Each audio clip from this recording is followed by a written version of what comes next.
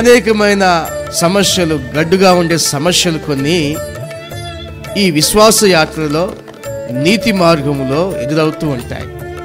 అప్పుడు భయపడవద్దు, కలవరపడవద్దు, బెదరవద్దు.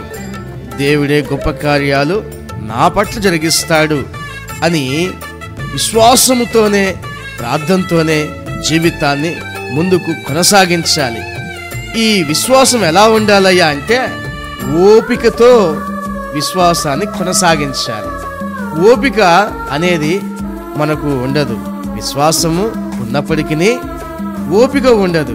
కొంతమందికి మాత్రం విశ్వాసం కూడా ఉండదు, మరికొంతమందికి ప్రార్థన కూడా ఉండదు. అయితే ప్రార్థనలోను విశ్వాసంలోను ఉన్న వ్యక్తులకు కొన్నిసార్లు కఠినమైన పరిస్థితులు ఎదురైనప్పుడు ఓపిక నశిస్తూ ఉంటుంది. అయితే విశ్వాసమును కలిగి పరీక్ష ఓర్పును పుట్టించునని ఎరిగి విజయం పొందుకోవడానికి విశ్వాసాన్ని ప్రయోగిస్తూనే ఉండాలి. ఒకరోజు చేశాను ప్రార్థన, జయం కలగలేదు. 2 రోజులు చేసిన ప్రార్థన, జయం కలగలేదు.